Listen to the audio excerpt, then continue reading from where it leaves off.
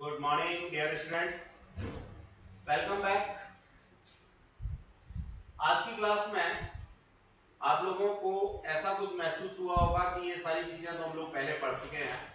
No doubt dear students, mostly चीजें वही हैं। हम लोगों को सिर्फ उन्हीं चीजों को दोबारा से एक बार देखना है, रिव्यू करना है, उन्हीं चीजों को बार बार समझने की कोशिश करनी है। लेकिन ये ध्यान रखिएगा कि हर क्लास में आपको कुछ न कुछ मिलेगा। आज की क्लास में हम लोग बेसिकली न्यूटन थर्ड लॉ के ऊपर बात करने वाले हैं। न्यूटन थर्ड लॉ सब लोग जानते हैं, एक्शन ऑफ रिएक्शन है, बहुत छोटा सा है, लेकिन इसमें अगर मैं कॉन्सेप्चुअल चीजें देखना चाहता हूं तो बहुत सारी कॉन्सेप्चुअल चीजें मुझे मिलती हैं। एग्जाम्पल यहां मैंने दे रखा है, एक आपके पास में कोई बड़ी बॉडी है जिसको बॉडी ए कहा है, दूसरी कोई छोटी बॉडी है। जब ये दोनों आपस में टकराती हैं तो टकराने के जस्ट आफ्टर बॉडी ए के ऊपर लगने वाला force F A B, force experience by A due to B, इसी तरह से बॉडी बी के ऊपर लगने वाला force, force experience by B due to A. अब यहां अगर मैं मैग्नीट्यूड लगा देता हूं तो ज्यादा अच्छी बात है। अगर मैं मैग्नीट्यूड नहीं लगाता तो ऑब्वियसली मेरे को ये माइनस का साइन जरूर यहां पे लगाना चाहिए, बिकॉज ऑफ दोनों बॉडी जो एक दूसरे के ऊपर फोर्स एक्सर्ट करेंगी या एक दूसरे की वजह से जो फोर्स एक्सपीरियंस करेंगी वो इक्वल एंड अपोजिट होगा। अब जब इक्वल एंड अपोजिट होगा तो एक माइनस का साइन लगाना जरूरी है। डायरेक्शन एफ ए बी की as well as F B A की हम लोगों ने यहाँ पे एक्सप्लेन कर रखी है डियर स्टूडेंट्स।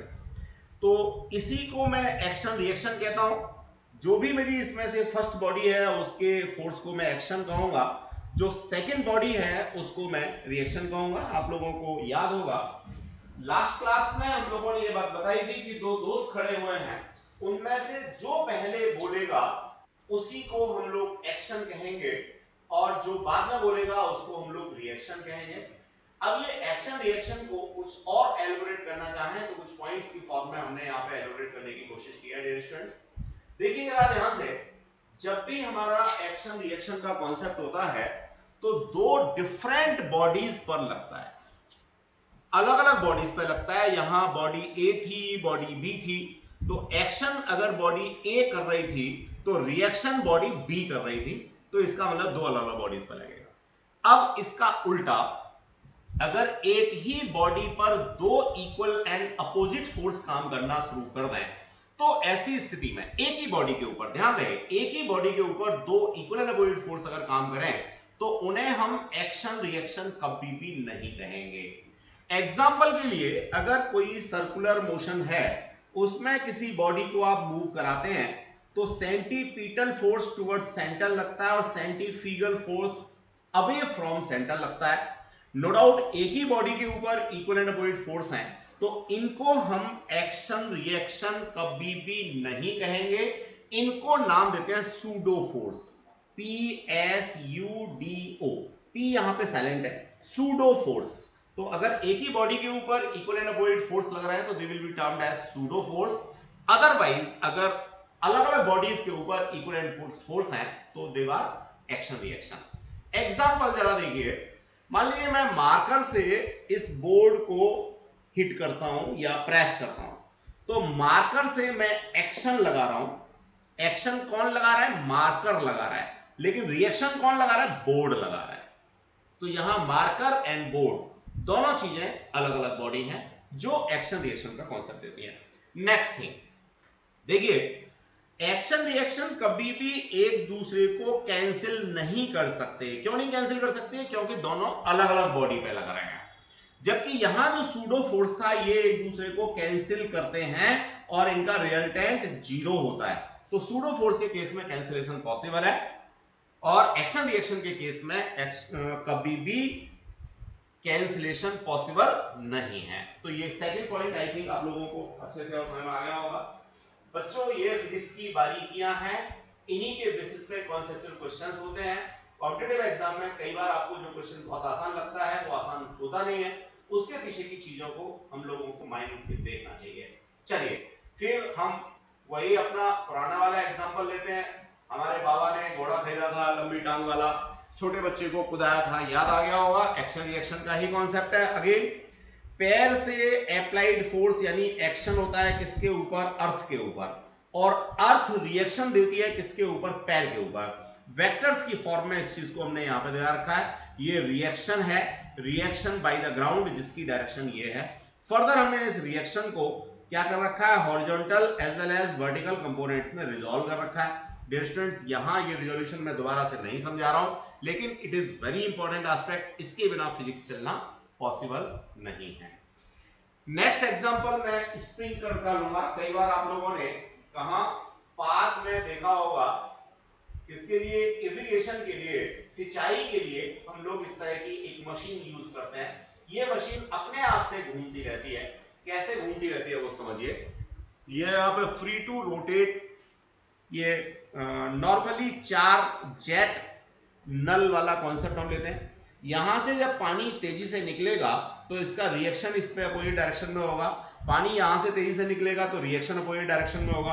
अल्टीमेटली जितना तेजी से ये पानी निकलेगा उतनी ही तेजी से अपोजिट डायरेक्शन में ये मेरा घूमेगा, और इस तरीके से बड़े आराम से पानी को हम स्प्रेड कर देते हैं अपने पूरे पार्क के एरिया में।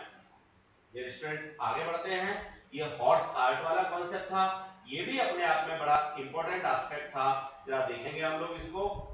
देखिए डियर स्टूडेंट्स, ये कार्ट है और ये हमारा यहाँ पे क्या है, हॉर्स है।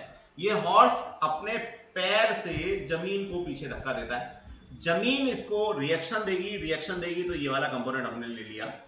अब इसका रिजोल्यूशन किया एक हॉरिजॉन्टल डायरेक्शन में जो कि कार्ट को आगे ले जाने की कोशिश करेगा, और एक वर्टिकल डायरेक्शन में जो घोड़े को ऊपर उछालेगा। तो नो डाउट इस एंगल के ऊपर डिपेंड करता है कि हमारा घोड़ा ऊपर कितना उछलेगा और आगे कितना तेजी से चलेगा। जितनी लंबी टांगें घोड़े की होंगी वो उतना ही ज्यादा इसको ऐसे स्प्रेड कर पाएगा। जितना स्प्रेड कर पाएगा ये एंगल छोटा हो जाएगा। जब ये एंगल छोटा हो जाएगा तो ये कॉस कंपोनेंट की वैल्यू हमारी बड़ी हो जाएगी, बिकॉज ऑफ कॉस कंपोनेंट जो होता है वो रेसिप्रोकल टू एंगल होता है, और जो साइन कंपोनेंट है उसकी वैल्यू हमारी कम हो जाएगी। तो लंबी टांग वाला घोड़ा उछलेगा कम, आगे चलेगा ज्यादा। ऐसे ही concept dear students action reaction का मैं ले सकता हूं। ये जो रस्सी है, कार्ड के ऊपर टेंशन होगा रस्सी में ये, और इसका अपोजिट मिलेगा ये। अब टेंशन की डायरेक्शन हमें किधर लेनी होती है। नॉर्मली जो रिजिड सरफेस होता है जिसको हमें मूव कराना है, जो अपने आप से मूव नहीं हो रहा है, उसकी तरफ हम लोग टेंशन लेते हैं। एग्जांपल एक और ले लेता हूं। मान लीजिए ये मेरे पास रिजिड सपोर्ट है और यहां मैंने कोई बॉब लटका दिया, इसका मास mg है, तो mg तो नीचे काम करेगा टुवर्ड्स द ग्राउंड सरफेस या towards the centre of earth, लेकिन जो टेंशन है वो हमेशा रिजिड सरफेस की तरफ होगी। तो टेंशन की डायरेक्शन हमेशा ऐसे देनी है। तो dear students that's the concept. और जो फोर्स ऑफ फ्रिक्शन है वो भी हम यहां देख लेते हैं। एक ही डायग्राम के अंदर बहुत सारी चीजें हैं। बॉडी का जिधर मोशन है या जिधर मोशन लेने की टेंडेंसी रखती है उसके अपोजिट डायरेक्शन में फोर्स ऑफ फ्रिक्शन होता है। तो यहां से हम लोगों ने कुछ चीजों को पढ़ा। डियर स्टूडेंट्स, अभी इसी एक्शन रिएक्शन को लेकर के हम लोग एपिरेंट वेट का कॉन्सेप्ट करेंगे, लिफ्ट का केस करेंगे। लिफ्ट को ही हम लोग एलिवेटर कहते हैं, ये बात समझ लीजिएगा। कुछ बच्चे तो एग्जाम में इंग्लिश न आने की वजह से फिजिक्स के क्वेश्चंस को नहीं कर पाते और फिर कहते हैं कि सर हमें फिजिक्स नहीं आती। अरे भैया, इंग्लिश पहले सीख लो, मैथ पहले सीख लो, तब तो फिजिक्स पढ़ोगे। जब तक आपको इंग्लिश नहीं आएगी, जब तक मैथ नहीं आएगा, तब तक आप फिजिक्स पढ़ ही नहीं सकते। मैंने यहाँ एक नया वर्ड दिया, एलिवेटर। कई सारे बच्चों को हो सकता है ना पता हो। लिफ्ट को ही हम लोग क्या कहते हैं, एलिवेटर कहते हैं। डियर स्टूडेंट्स, ये लिफ्ट का एक डायग्राम हम लोगों ने बना रखा है। इसके अंदर एक ह्यूमन बीइंग को खड़ा कर रखा है। ह्यूमन बीइंग का ये सेंटर ऑफ ग्रेविटी है। नो डाउट जब ये फ्लोर पे खड़ा होगा तो फ्लोर पे इसका वेट mg नीचे काम करेगा और फ्लोर इसको रिएक्शन देगी r। रिएक्शन की डायरेक्शन अपोजिट टू वेट होगी, या वेट क्या है, वेक्टर क्वांटिटी है, फोर्स है, जो कहां लगता है, always towards the centre of earth लगता है। तो डियर स्टूडेंट्स, आपको रिएक्शन का कॉन्सेप्ट क्लियर हो गया होगा, वेट का कॉन्सेप्ट क्लियर हो गया होगा। अब जरा देखिए, नॉर्मल केस में वेट जो है वो मेरा रिएक्शन के बराबर है। अगर मैं यहां पे वेइंग मशीन रख दूं तो ये वेइंग मशीन क्या करती है? एक्चुअल में वेइंग मशीन वेट मेजर नहीं करती, वेइंग मशीन मेजर करती है इस रिएक्शन को। नॉर्मल कंडीशन में चूंकि रिएक्शन मेरा वेट के बराबर है तो मैं कहता हूं मैंने वे कर लिया, मैंने वे कर लिया। एक्चुअल में जो वेइंग मशीन है जिसको हम पैर के नीचे रखते हैं वो हमारा वेट कभी मेजर नहीं करती, वो मेजर करती है हमारा रिएक्शन। वेट हमारा नीचे लगता है, मशीन रिएक्शन लगाती है ऊपर की तरफ। तो डियर स्टूडेंट्स नॉर्मल केस में ये हो गया। अब जरा देखिए बड़ा मजेदार सा केस, मान लीजिए ये एलिवेटर या लिफ्ट जो है ए एक्सेलरेशन के साथ ऊपर जा रहा है। अगर ये ए एक्सेलरेशन के साथ ऊपर जा रहा है और जी एक्सेलरेशन नीचे लग रहा है, दोनों एक्सेलरेशन क्या है? अपोजिट डायरेक्शन में है। अगर ये अपोजिट डायरेक्शन में है तो इफेक्टिव एक्सेलरेशन जो होगा, या मैं कह सकता हूं रिलेटिव एक्सेलरेशन जो होगा, वो होगा जी प्लस ए। क्या होगा dear students? Ji plus A. अब जो रिएक्शन है वो नो डाउट इस जी प्लस ए की वजह से आने वाला है। तो मेरा जो वेट है जिसको मैं एपिरेंट वेट कहूंगा, एपिरेंट वेट मेरा इस रिएक्शन के बराबर होगा और ये रिएक्शन होगी mass multiplied by G plus A. अब देखिए रटना है तो बड़ी सिंपल सी बात है, रट लीजिए। एक्सेलरेशन अगर ऊपर है, ग्रेविटेशनल एक्सेलरेशन नीचे है, तो यहां पे जो इफेक्टिव एक्सेलरेशन है वो जी प्लस ए होगा। मास से मल्टीप्लाई करोगे तो ये मेरे पास रिएक्शन आ जाएगा। यही मेरी मशीन मेजर करके बताती है। तो जब भी लिफ्ट मेरी ए एक्सेलरेशन से ऊपर जा रही होगी और वेइंग मशीन से मैं अपना वे करूंगा तो नो डाउट वेइंग मशीन कुछ ज्यादा मेजर करके देगी। गेटिंग द कॉन्सेप्ट और नॉट? सेम कॉन्सेप्ट अगर आप वेइंग मशीन के ऊपर एक्सेलरेशन के साथ जाके कूदते हो तो ऑब्वियसली वो सही वेट नहीं करेगी, सही रिएक्शन नहीं। अब एक बात यहां से और भी समझ लेते हैं। देखिए जो मेरे पास इस लिफ्ट का केस है, अगर उसमें मैं बात करूं इस रस्सी की, तो ये रस्सी जो है, रस्सी में टेंशन जो होगी वो टेंशन भी रिजिड सपोर्ट की तरफ होगी। मैंने अभी आप लोगों को बताया था रिएक्शन की डायरेक्शन में ही होगी। तो रिएक्शन और टेंशन जो है वो नो डाउट इस केस में ज्यादा होंगे। तो रस्सी के ऊपर लगने वाले टेंशन की बात मैं इस पर्टिकुलर केस में करूं जिसमें कि मेरी लिफ्ट ए एक्सीलरेशन से ऊपर की तरफ जा रही है, तो वो m इंटू जी प्लस ए के बराबर होगा। That is the concept. अब मैं आगे बढ़ूंगा, अपनी लिफ्ट को एक्सीलरेशन ए से नीचे लेके आऊंगा। अरे लिफ्ट तो ऊपर भी जाती है नीचे भी जाती है। पहला केस हम लोगों ने ऊपर जाने का ले लिया, अब हम नीचे जाने का लेते हैं। That is the case. इसी को हम लोग एपरेंट वेट भी कह सकते हैं। चलिए इस दूसरे केस में क्या हो रहा है बच्चों, जी एक्सेलरेशन भी नीचे है और ए एक्सेलरेशन भी नीचे है, दोनों ही नीचे हैं। तो यहां पर जो मेरा इफेक्टिव एक्सेलरेशन होगा जिसको मैं ए डैश कह सकता हूं, that must be G minus A. अब कोई स्टूडेंट ये मत कह देना कि सर आपने ए माइनस जी क्यों नहीं लिखा। हाँ, मैंने ये कंसीडर किया है कि जी मेरा बड़ा है और ए छोटा है। गेटिंग द कॉन्सेप्ट और नॉट? अब जो यहां रखी हुई मशीन है उसके ऊपर जो रिएक्शन होगा वो आर होगा, उसी को वो मेजर करके देगी। तो रिएक्शन आर इक्वल्स टू यहां पे होगा एम इंटू ए डैश। आप इसको लिख सकते हो एम जी माइनस ए। डियर स्टूडेंट्स ये रिएक्शन ही मेरा यहां क्या है, टेंशन इन अ रोप है। जो रस्सी है लिफ्ट की उसके अंदर टेंशन है, तो नो डाउट यही मेरे पास टेंशन इन अ रोप हो जाएगा। तो जिस समय मेरी लिफ्ट नीचे आ रही होती है उस समय लिफ्ट से बंधी हुई रोप के अंदर टेंशन कंपैरेटिवली कम होता है, और जब लिफ्ट मेरी ऊपर जाती है ए एक्सीलरेशन के साथ तो उसमें टेंशन कंपैरेटिवली ज्यादा होती है। अब जरा दूसरा केस देख लीजिए, या सबसे पहला केस देख लीजिए। चलिए पहला दूसरा केस पढ़ने से पहले इसी केस को जरा हम दोबारा ले लें। क्या ले लेते हैं जी, मार्कर चेंज कर लेते हैं पहले तो, जिससे कि डिस्क्रिमिनेशन बना रहा है। चलिए जी क्या ले लेते हैं हम, यहां पे क्या कहते हैं जी कि जो ए एक्सीलरेशन है उसकी वैल्यू जी के बराबर है। जी भी नीचे लग रहा है, ए भी नीचे लग रहा है, दोनों ही मैग्नीट्यूड में बराबर है। Ultimately a dash equals to क्या हो जाएगा, ये हो जाएगा a माइनस ए यानी कि 0। जैसे ही ये 0 होगा तो रिएक्शन भी हो जाएगा 0, रस्सी में लगने वाला टेंशन भी हो जाएगा 0 और मशीन हमारा वजन बताएगी 0। मास 0 नहीं, मास तो यूनिवर्सल क्वांटिटी है, वो तो कभी 0 हो ही नहीं सकता, लेकिन वेट 0 बताएगी। कौन? ये मशीन। क्यों?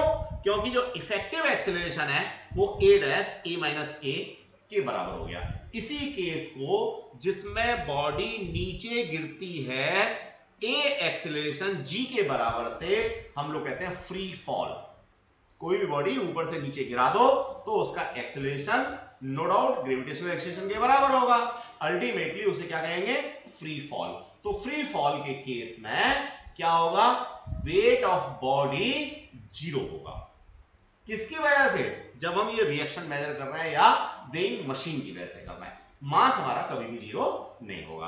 अब जरा हम लोग लास्ट वाला केस ले लेते हैं डियर स्टूडेंट्स, जिसमें एक्सेलरेशन 0 है, यानी कांस्टेंट वेलोसिटी से लिफ्ट या तो नीचे आ रही है या तो कांस्टेंट वेलोसिटी से ऊपर जा रही है।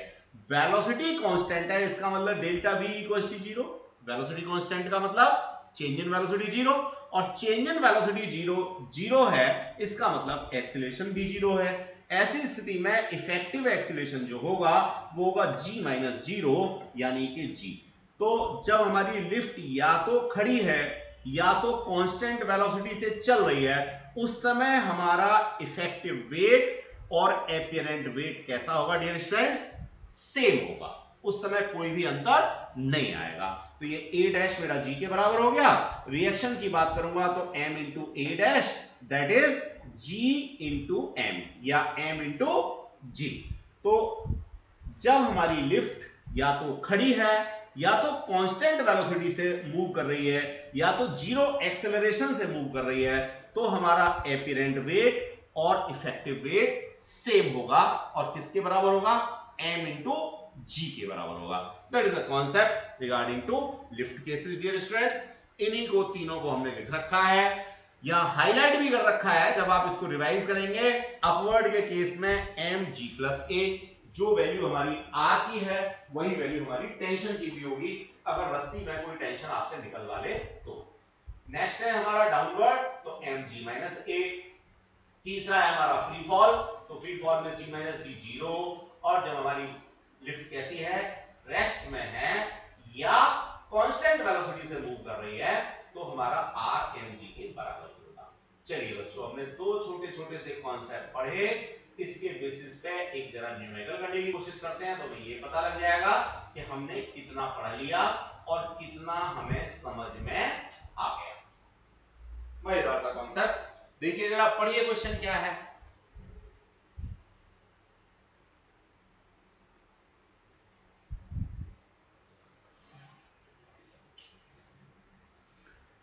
बच्चों ये एग्जांपल 5 क्या कहता है? ए लिफ्ट ऑफ मास। ये लिफ्ट का मास है, तो मैं यहां पे एक लिफ्ट बना लेता हूं छोटी सी। ये लिफ्ट बना ली, ऐसी होती है ना बच्चों। इसका मास कितना है? ये है मेरा 2000 kilogram. Is supported by a thick steel rope. अच्छा जी, रस्सी, ये रस्सी है जी, ठीक है, मोटी है, अच्छी बात है। Maximum upward acceleration of lift is 1.2 metre per second. जो एक्सेलरेशन है लिफ्ट का ऊपर की तरफ मैक्सिमम, इससे ज्यादा नहीं हो सकता, दैट इज 1.2 मीटर पर सेकंड स्क्वायर। देखो बच्चों, ये छोटी वैल्यू नहीं है, इसको अगर आप कन्वर्ट करेंगे किलोमीटर पर आवर स्क्वायर में तो बहुत ज्यादा बैठ जाएगी। And breaking stress of rope is, मजेदार सी बात बच्चों, ये क्वेश्चन आपसे नॉर्मली तो हो ही नहीं सकता। क्यों नहीं हो सकता? क्योंकि इसमें एक नया कॉन्सेप्ट डाल दिया, ब्रेकिंग स्ट्रेस। तो मैं यहां पे लिख देता हूं breaking stress that is equals to 2.8 into 10 to power 8 Newton पर मीटर स्क्वायर। यहां से आपको क्लू मिलता है, आप ये यूनिट ध्यान से देख लेंगे, न्यूटन पर मीटर स्क्वायर। ये ब्रेकिंग स्ट्रेस है, ठीक है। What should be the minimum diameter of rope? बच्चों मैं तो यही कहूंगा, अभी आप इस क्वेश्चन को छोड़ दीजिए। मैं ऐसा मान के चल रहा था कि इसमें सिर्फ ब्रेकिंग स्ट्रेस का कॉन्सेप्ट है, तो एक नया कॉन्सेप्ट ब्रेकिंग स्ट्रेस का मैं आपको बता करके न्यूमेरिकल करा दूंगा। लेकिन अभी इसमें डायमीटर का भी कॉन्सेप्ट आ गया तो थोड़ा सा कॉम्प्लिकेटेड हो गया। हाँ, क्या चाहते हैं? छोड़ दें या अच्छा करना चाहते हैं, ठीक है करा देते हैं, लेकिन थोड़ा सा ज्यादा पढ़ना है हम लोगों को। ये ब्रेकिंग स्ट्रेस क्या है पहले मैं इसको ब्रीफ कर देता हूं डियर स्टूडेंट्स, फिर एरिया का कॉन्सेप्ट बताता हूं, देन आफ्टर इस क्वेश्चन को करता हूं। ब्रेकिंग स्ट्रेस हमारे सिलेबस में है, हमारा जो सॉलिड्स वाला कॉन्सेप्ट है ग्रेविटेशन के जस्ट आफ्टर वाला जो चैप्टर है उसके अंदर आएगा, और ये चैप्टर जनरली सेकंड टर्म वाले सिलेबस में आता है। फर्स्ट टर्म हमारा ग्रेविटेशन या ग्रेविटेशन के हाफ तक होता है। तो डियर स्टूडेंट्स करना है इसी साल करना है, लेकिन थोड़ा बाद में करना है। देखिए ब्रेकिंग स्ट्रेस क्या है समझ लीजिए। मान लीजिए ये कोई एक रस्सी है, अब इस रस्सी के ऊपर फोर्स लगता है F। अगर मैं फोर्स पर यूनिट एरिया निकालूं तो ये कहलाता है मेरा स्ट्रेस। क्या कहलाता है बच्चों? Stress. Force per unit area is termed as stress. समझ में आ गई बात नहीं है? अगर मैं इस एरिया को इधर ले जाऊं तो area multiplied by stress equals to force, बस बन गया काम, इतने से मेरा हो जाएगा। और एरिया रोप मेरी कैसी होती है? सिलेंड्रिकल होती है। तो सिलेंड्रिकल का जो क्रॉस सेक्शनल एरिया है, ये मान लीजिए फिंगर है या ये मार्कर है, तो इस मार्कर के सामने वाला जो एरिया है ये एरिया मेरा काउंट होता है, ठीक है। कर्व एरिया से मेरा कोई कंसर्न नहीं है, सिर्फ ये जो क्रॉस सेक्शनल एरिया है इसके सामने वाला, ये क्या होगा? काउंट होगा डियर स्टूडेंट्स। तो देखिए ये हो गया मेरे पास में pi are square multiplied by stress या ब्रेकिंग स्ट्रेस, जिसपे टूट जाए रस्सी, that is breaking stress equals to force. तो ये कॉन्सेप्ट है बच्चों। तो मैं समझता हूं ब्रेकिंग स्ट्रेस, अब देखो यहां से समझ भी सकते हो, मैंने कहा था यूनिट को एम्फेसाइज करना है। 2.8 इंटू 10⁸ न्यूटन पर मीटर स्क्वायर। अगर इस मीटर स्क्वायर को इधर ले जाओ तो यही चीज आ गई, breaking stress multiplied by area. मैंने भी यही लिखा है, क्या? Breaking stress multiplied by area equals to force. तो फोर्स की यूनिट आ गई यहां पे न्यूटन, ध्यान से देखो मिल गया। चलिए तो बच्चों ये तो ब्रेकिंग स्ट्रेस का कॉन्सेप्ट है, यहां से मैं फोर्स निकाल सकता हूं, force that is pi are square into breaking stress. अब दूसरी तरफ क्या है? लिफ्ट जा रही है मेरी, ऊपर जा रही है, तो ऊपर जाने के केस में जो रिएक्शन है या रस्सी में टेंशन है या रस्सी में लगने वाला फोर्स है वो मेरा होगा एम जी प्लस ए। मैं समझता हूं अब तो कोई दिक्कत ही नहीं है बच्चों। रिएक्शन, टेंशन या यही वाला फोर्स कहां से निकाला? पाई आर स्क्वायर इंटू स्ट्रेस से निकाला। तो देखिए मास मेरे को पता है 2000 किलोग्राम है, जी मेरे को पता है 9.8 होता है, एक्सेलरेशन मेरे को दे रखा है 1.2। देखो आसान हो गई कैलकुलेशन, 9.8 को ऐड करोगे 1.2 के साथ में तो कितना हो गया? 11 हो गया। अब आप 11 को 2000 से मल्टीप्लाई करोगे तो ये आ गया टेंशन या रिएक्शन जो रस्सी के ऊपर लगने वाली है, और ये किसके बराबर हो सकती है? ये हो सकती है हमारी breaking stress multiplied by area के। तो पाई आर स्क्वायर, आर मेरे को चाहिए था, और ब्रेकिंग स्ट्रेस मेरे को दे रखा है 2 इंटू 10⁸, 2 इंटू 2.8 इंटू 10⁸। तो डियर स्टूडेंट्स 2 लाइन का क्वेश्चन था मेरे लिए, लेकिन आपको चूंकि एक नया कॉन्सेप्ट था, एरिया का भी कॉन्सेप्ट था, ब्रेकिंग स्ट्रेस का भी कॉन्सेप्ट था, इसलिए मैं कह रहा था कि छोड़ दो, आसान है, मुश्किल नहीं है, लेकिन कई सारे कॉन्सेप्ट आगे के आ रहे हैं, इसलिए मैं आपको अभी इसे नहीं कराना चाह रहा था। आपका मन है तो कर लीजिए, 2 मिनट की बात है, कोई लंबी चौड़ी बात नहीं है। जो भी मैंने यहाँ एक्सप्लेन किया है एक बार आप ग्रेस्प कीजिए, देखिए, फिर उसको कैसे लिखना है एग्जाम में, आई एक्सप्लेन इट।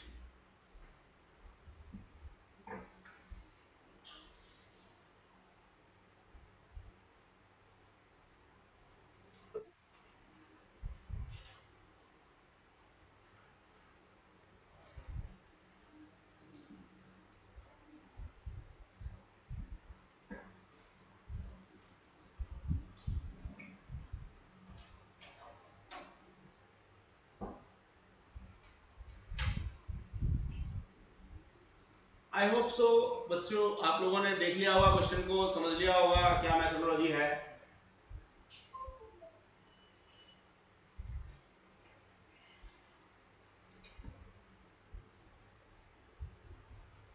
आगे बढ़ते हैं।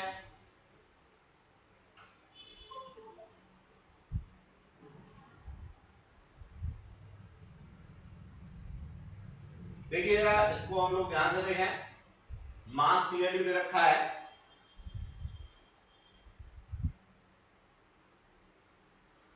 मास क्लियरली दे रखा है, ब्रेकिंग स्ट्रेस हम लोगों ने यहाँ पे लिखा हुआ है, ये आपके सामने है, उसके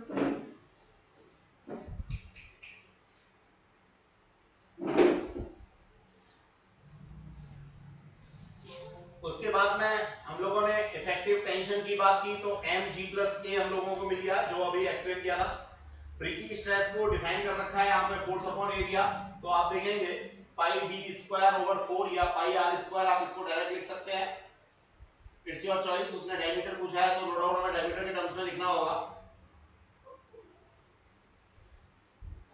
ये हमने फार्मूले के अंदर सारा चेंज कर लिया, 4t over pi d square in terms of diameter dear students. ये देखिए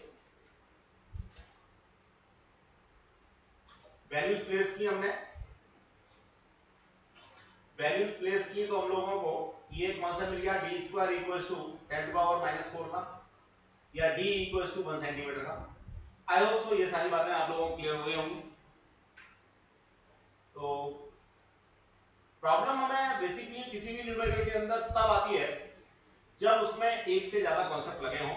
और डियर स्टूडेंट्स, सीबीएसई में, सीबीएसई के हॉट्स में, आईआईटी जेई मेंस में, आईआईटी जेई एडवांस में या नीट में, फिजिक्स के क्वेश्चंस का अंतर यही होता है, मैं एक्सप्लेन करना चाहूंगा, थोड़ा ध्यान से समझेंगे।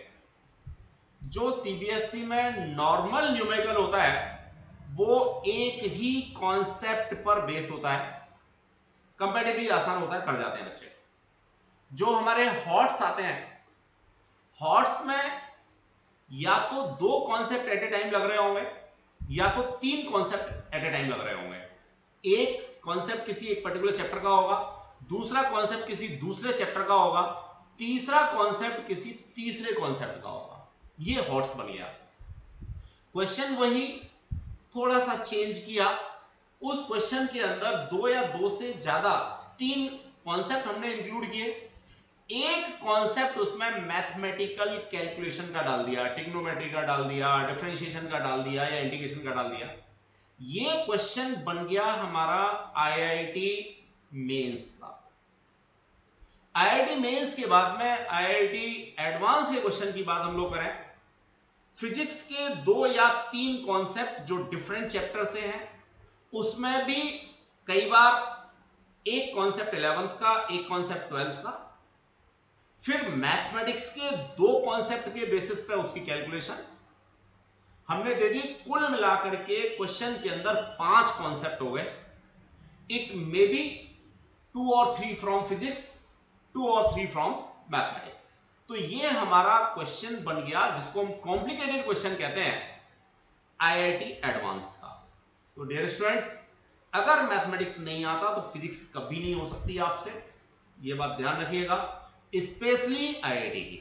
इसलिए जब हम आईआईटी की बात करते हैं तो उसके लिए बेसिक है मैथमेटिक्स। अगर मैथमेटिक्स बहुत ज्यादा स्ट्रांग है तो फिजिक्स आपकी अगर 60% वाली भी है, सीबीएसई का 60% नहीं, आईआईटी का 60% वाली भी है, तो आपका सिलेक्शन 100% हो जाएगा आईआईटी एडवांस में। अब बात करते हैं हम लोग नीट के क्वेश्चन पेपर की। नीट के क्वेश्चन पेपर में हर क्वेश्चन जो फिजिक्स का होगा वो कम से कम 3 concept at a time contain किए होगा। ठीक, अब अगर मैं बात करता हूं एम्स की या नीट में जो टॉप रैंकिंग के फिजिक्स के क्वेश्चन होते हैं, उनके अंदर भी अब वो क्या करने लगे हैं कि आपको 2 या 3 कॉन्सेप्ट देते हैं फिजिक्स के एक ही क्वेश्चन के अंदर और एक कॉन्सेप्ट मैथमेटिक्स का डाल देते हैं। कंपैरेटिवली आसान होता है मैथमेटिक्स का कॉन्सेप्ट, लेकिन डालते हैं। इस तरह से 4 कॉन्सेप्ट के बेसिस पे आप लोगों का नीट का फिजिक्स का न्यूमेरिकल बनता है। ठीक है, अब पिछले अगर 3 साल की आप बात करेंगे तो पिछले 3 साल में नीट में सिलेक्शन रेट उन्हीं स्टूडेंट्स का ज्यादा है जिन स्टूडेंट्स के पास में 11th 12th में मैथमेटिक्स एज ए सब्जेक्ट रहा है।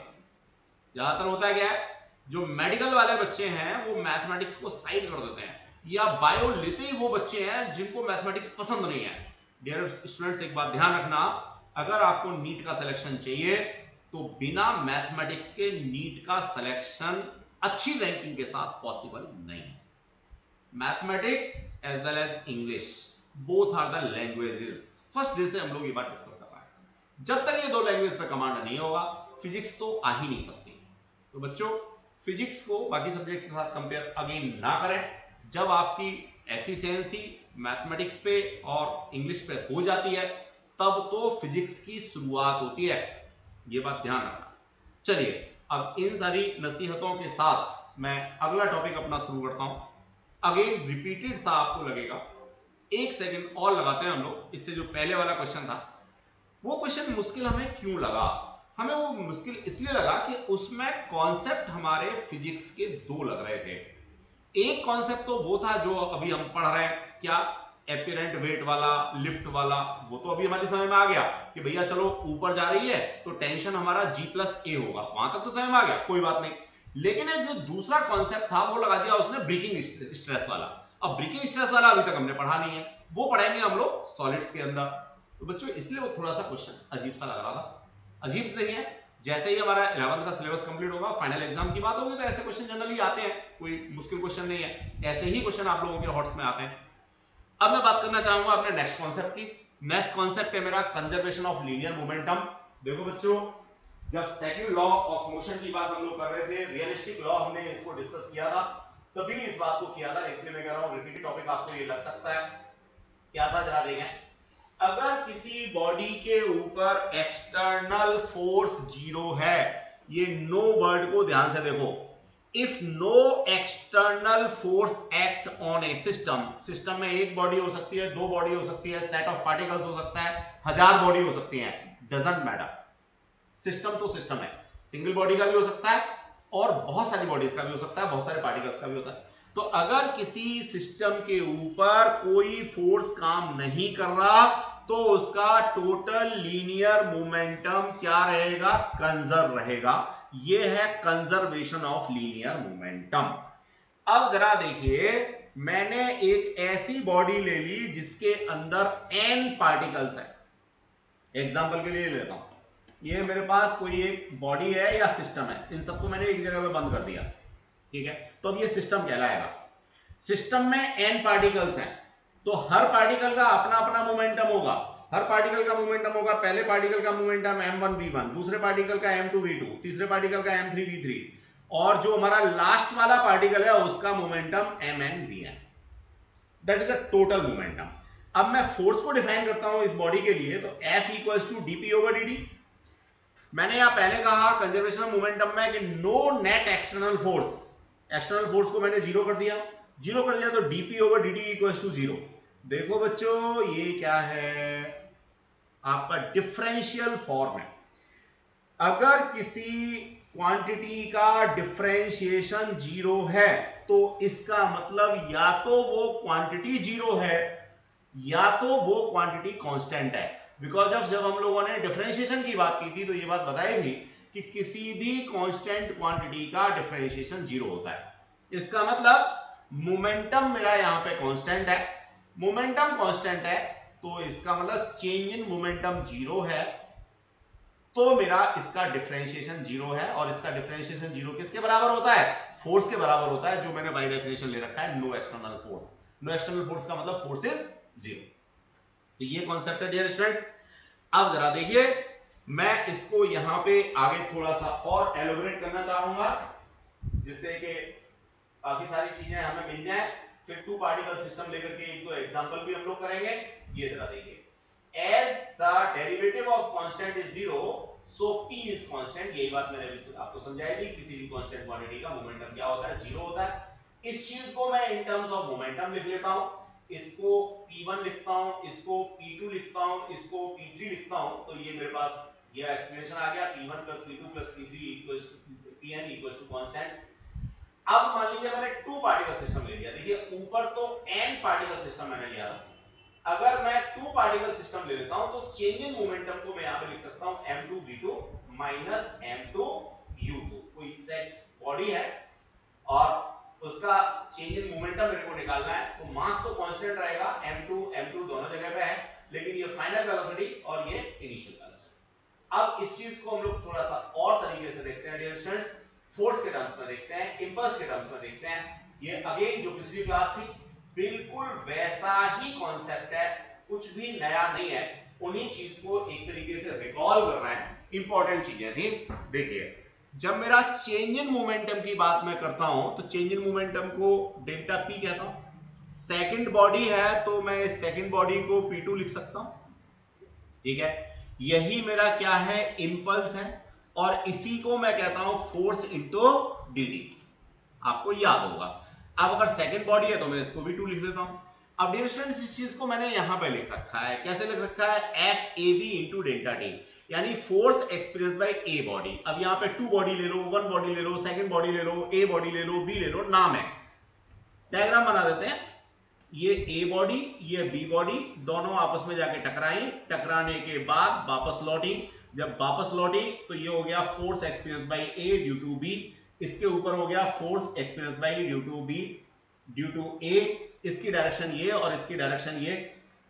रिपीटेड चीज, उसी चीज को फर्दर लिखा, F A B into delta T, exactly it is not minus और it is not dot, it is multiplication, equals to minus का साइन, चूंकि एक दूसरे की डायरेक्शन अपोजिट है इसलिए F B A into delta T. इस चीज को मैंने यहां पे मेंशन कर दिया, m1 v1 minus m2 u2, that is change in momentum of first body और that is change in momentum in second body. इसको मैंने क्या किया, ट्रांसपोर्ट किया, तो m1 v1 plus m2 v2 equals to m1 u1 plus m2 u2। एक general concept निकल के आया है जिसको मैंने डिफरेंट तरीके से लिखने की कोशिश की है। एक बार फोर्स के टर्म्स में लिखी, दूसरी बार मोमेंटम के टर्म्स में लिखी, तीसरी बार इसको रीअरेंज करके लिखी। तो ये कॉन्सेप्ट है मेरा किसका, कंजर्वेशन ऑफ मोमेंटम का। ये कब तक रहेगा, जब तक कि आप किसी बॉडी के ऊपर एक्सटर्नल फोर्स 0 लगाते हैं। चलिए, अब इसके बेसिस पे हमारा एक एग्जांपल आता है रिकॉइलिंग ऑफ गन का। जो चीज मैंने ऊपर आपको एक्सप्लेन की है वो इस एग्जांपल में आपको बहुत अच्छे से समझ में आ जाएगी। ये मैं आपको अभी एक्सप्लेन करता हूं। देखिए, ये नेमिंग है m1 v1 m2 v2। अब यहाँ गन है तो हम लोग जो है गन के हिसाब से इनकी नेमिंग देना शुरू कर देंगे। तो मैं इसको यहाँ लेता हूँ डियर स्टूडेंट्स एग्जांपल को, और उसी नेमिंग के बेसिस पे मैं आपको समझाने की कोशिश करता हूँ। समझिए क्या है। देखिए, इनिशियली ये mass of bullet capital M है, और sorry mass of gun capital M है और mass of bullet small M है। इनिशियली ये दोनों एक दूसरे से स्टक थे, आपने ट्रिगर नहीं दबाया था, दोनों ये बुलेट जो है वो किसके अंदर थी, गन के अंदर थी। तो टोटल मास हो गया m plus small V m, और इसकी वेलोसिटी क्या थी, 0 थी, तो मल्टीप्लाइड बाई 0।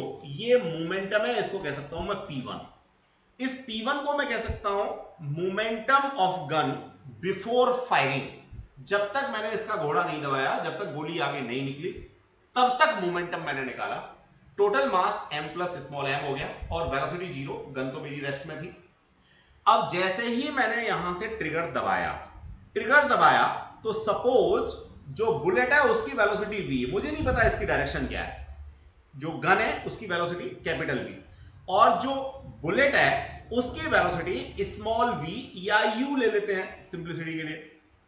अब जब ये आपस में अलग हो रहे होंगे या बुलेट मेरी निकल चुकी होगी, उस समय गन का मोमेंटम होगा m इंटू वी और बुलेट का मोमेंटम होगा स्मॉल m इंटू यू या स्मॉल v। ये मोमेंटम हो गया, टोटल मोमेंटम हो गया आफ्टर फायरिंग, ये टोटल मोमेंटम हो गया before firing. Conservation of momentum क्या कहता है कि अगर मैं इसके ऊपर बाहर से कोई फोर्स नहीं लगा रहा तो बिफोर फायरिंग आफ्टर फायरिंग के बराबर होगा। इसको मैं इक्वल कर देता हूं किसके, 0 के।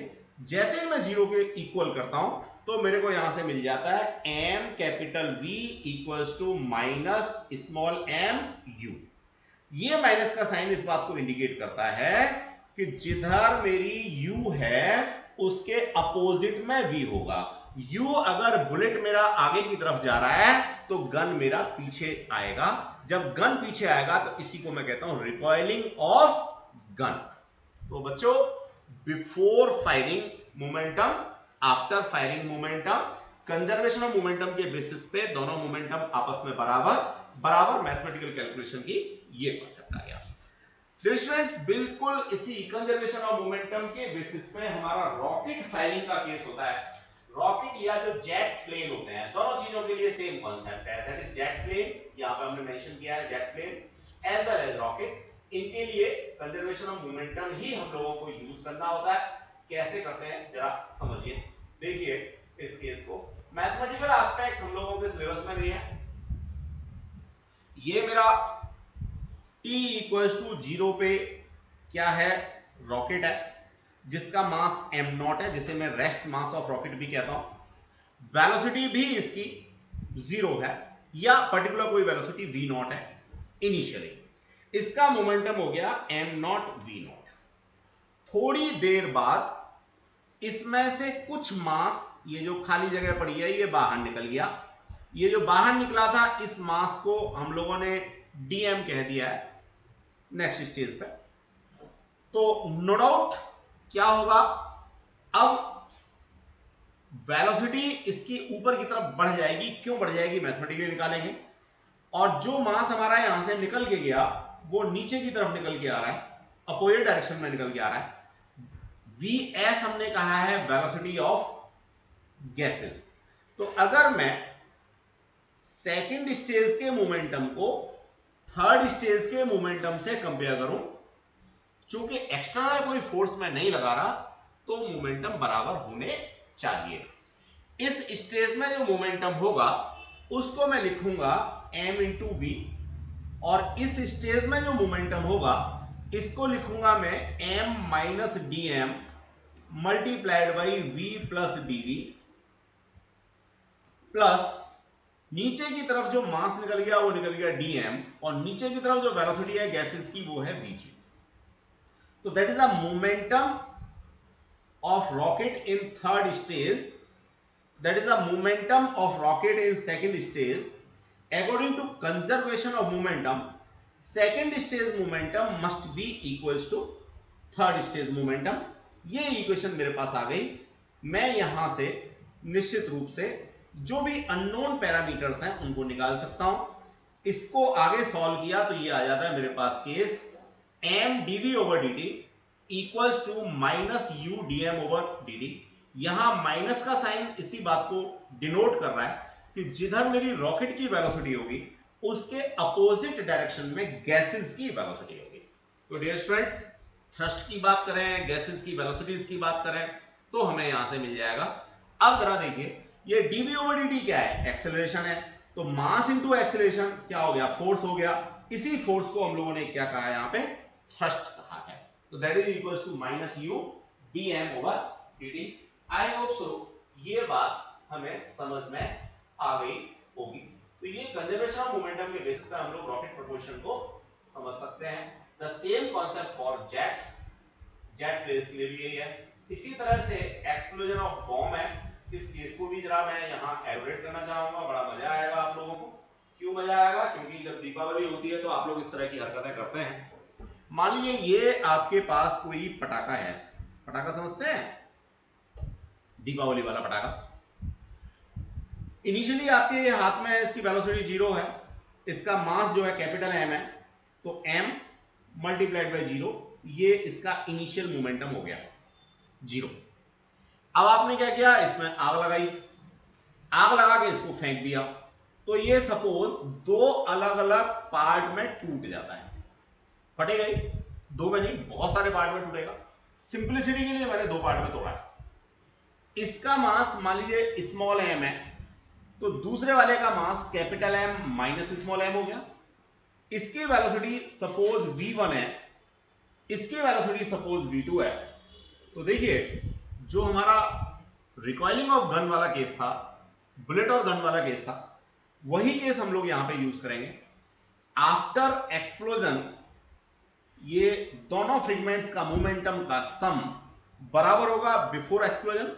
तो before explosion 0 equals to small m v1 plus capital M minus small m into v2। अब जरा इसको कैलकुलेट कीजिएगा, तो निश्चित रूप से आपको v1 और v2 के बीच में एक माइनस का साइन मिलेगा। ये इस बात को इंडिकेट करेगा कि अगर एक फ्रेगमेंट इधर जाता है तो दूसरा फ्रेगमेंट इसके अपोजिट डायरेक्शन में मूव करेगा। आपने देखा भी होगा, जब किसी पटाखे में आग लगा करके आप फेंकते हो तो उसके जो बाई पार्ट्स है वो डिफरेंट डायरेक्शंस में जाते हैं। तो that is the explosion of bomb, जिसमें हम लोग बात करते हैं कंजर्वेशन ऑफ मोमेंटम की। चलिए डियर स्टूडेंट्स, छोटे छोटे से दो टॉपिक हम लोगों ने यहाँ कंसल्ट किए हैं कंजर्वेशन ऑफ मोमेंटम को लेकर के। अब हम लोग इसके बेसिस पे एक बड़ा मजेदार सा न्यूमेरिकल करते हैं। अगर ये न्यूमेरिकल हमें समझ में आ गया, हमने न्यूमेरिकल कर लिया, तो हम ऐसा मान के चलेंगे कि हमें कंजर्वेशन ऑफ मोमेंटम का क्वेश्चन आ जाएगा, कंजर्वेशन ऑफ मोमेंटम का कॉन्सेप्ट हमें क्लियर हो जाएगा। स्टूडेंट्स क्या हो रहा है देखिए इसमें, ये कहता है ए hunter has a machine gun. Hunter तो समझते होंगे, हाँ बिल्कुल, जो शिकारी होता है, मशीन गन। लेकिन वुमेन का गांधी बैठी हुई है, मशीन गन कौन सी वाली है? मशीन गन प्लास्टिक की बुलेट्स वाली है, उससे चीता मरेगा नहीं, आगे चीता आने वाला है इसके अंदर, डरना मत। A hunter has a machine gun that can fire 50 gram bullets, यानी जो गोली है वो 50 ग्राम की है, with a velocity of 150 metre per second. जो बुलेट की वेलोसिटी है वो 150 मीटर पर सेकेंड है। अब आगे क्या कहता है? आगे कहता है ए 60 किलोग्राम टाइगर, 60 किलो का टाइगर मतलब चीता सामने से दौड़ता आ रहा है, स्प्रिंग्स एट हिम। स्प्रिंग्स, आप देखो अंग्रेजी आती नहीं तो फिर फिजिक्स का क्वेश्चन कहां से होगा? स्प्रिंग का मतलब समझते हो क्या होता है? हाँ सबको आता है, अरे बड़े होशियार बच्चे हैं, बहुत होशियार बच्चे हैं, फिर तो सबको फिजिक्स आ जाएगी। स्प्रिंग्स का मतलब एक तरीके से उसके ऊपर दौड़ लगा करके उसको अटैक करने के लिए आता है। At him with a velocity of, चीते की वेलोसिटी क्या है? 10 मीटर पर सेकंड है जी। How many bullets must be hunter fire into the tiger order to stop. आपको ये मत कहना कि एक ही गोली से मर जाएगा तो रुक जाएगा, वो लॉजिक नहीं है, मैंने पहले कह दिया है। मेनका गांधी जी बैठी हुई है, वो जो है ना वो असली वाली गोली नहीं चलाने देंगे हंटर को, प्लास्टिक वाली बॉल्स हैं, तो कंटिन्यूअसली उसके ऊपर बौछार कर रहा है गोलियों की, जिससे कि चीता रुक जाए। कब रुक जाएगा चीता? ऑब्वियस है, अगर मोमेंटम ऑफ बुलेट्स बराबर हो जाए मोमेंटम ऑफ टाइगर के, तो चीता रुक जाएगा, सिंपल सी बात है। तो भैया लगा देते हैं, क्या मोमेंटम ऑफ बुलेट, एक बुलेट का, मान लीजिए एन बुलेट वो चला दे, तो टोटल मोमेंटम ऑफ बुलेट्स बराबर किसके? मोमेंटम ऑफ टाइगर के। Moment of tiger mass of tiger multiplied by velocity of tiger. बस इतनी सी बात थी। सारी की सारी जो पैरामीटर्स हैं उनको एसआईयू सिस्टम में लेके आओ बच्चों, डाल दो वैल्यू। देखो मास ऑफ बुलेट को मैंने कंसीडर किया और किलोग्राम में यहां कन्वर्ट कर दिया, वेलोसिटी ऑफ बुलेट को मीटर पर सेकंड में लिख दिया, टाइगर का जो मास है वो 60 किलोग्राम है, नंबर ऑफ बुलेट्स मेरे को चाहिए, वैल्यूज डालते हैं, एन अननोन क्वांटिटी है, मास ऑफ बुलेट जो है वो है कितना? 50 इंटू 10⁻³ वेलोसिटी ऑफ बुलेट है 150 equals to mass of tiger है 60 और वेलोसिटी ऑफ टाइगर है 10 मीटर पर सेकेंड। 2 लाइन का क्वेश्चन है बच्चों, इससे ज्यादा कुछ नहीं है, यहां से सिर्फ एन को सेपरेट करना है। अब अगर किसी बच्चे को कैलकुलेशन नहीं आती, कैलकुलेशन में गलती कर देता है, फिर कहता है मुझे फिजिक्स नहीं आ रही, तो भैया मुझे गाली मत देना, कैलकुलेशन तो आपको आनी ही चाहिए, तभी आप क्वेश्चंस को कर पाएंगे। आई होप सो ये कॉन्सेप्ट क्लियर हो गया होगा। और डायग्राम बनाते हैं जब तक बच्चे कैलकुलेशन कर रहे हैं। ये चीता है, चलो जी चीता बनाते हैं, इसके 4 पैर बनाते हैं, ये चीता है, ये इसकी पूंछ है, ये इसकी गर्दन है, और यहां से ये बुलेट्स है, बहुत सारी बुलेट है। तो जब इन सारी बुलेट का मोमेंटम इस चीते के मोमेंटम के बराबर हो जाएगा तो ये चीता रुक जाएगा, डर के नहीं रुकेगा, बुलेट की फायरिंग से मर के नहीं रुकेगा। यहां कंजर्वेशन ऑफ मोमेंटम है, ये मोमेंटम ऑफ बुलेट्स किसके बराबर? चीते के मोमेंटम के बराबर, तो ये चीता रुक जाएगा। उल्टा मैंने यूज किया है, अगर किसी बॉडी के ऊपर एक्सटर्नल फोर्स 0 है तो मोमेंटम कंजर्व रहेगा। मैं इसको उल्टा कह सकता हूं कि अगर किसी बॉडी का मोमेंटम कंजर्व है तो उसके ऊपर एक्सटर्नल फोर्स 0 होगा। तो डियर स्टूडेंट्स, ये मोमेंटम इस मोमेंटम के बराबर हो जाएगा तो ये रुक जाएगा, आगे नहीं बढ़ पाएगा। यही कॉन्सेप्ट मैंने लगाया और ये कैलकुलेशन आपके पास आ गई। पीछे एक बच्चा बैठा है बड़ा होशियार था, उसने तो कैलकुलेट करके आंसर भी निकाल दिया। कितनी नंबर ऑफ बुलेट आ गई? कितनी? 80। यस बिल्कुल ठीक, 80 नंबर ऑफ बुलेट्स आ गए साहब। तो आप लोगों ने भी निकाल लिया होगा, आई होप सो। कैसे लिखना है एग्जाम में ये बात मैंने एक्सप्लेन कर रखी है, तो आप इसको यूज करेंगे। अगली बात हम लोग करेंगे अगली क्लास में। Thanks a lot dear students, I hope so आप इसके बेसिस पे कुछ न्यूमेरिकल्स और लगाएंगे।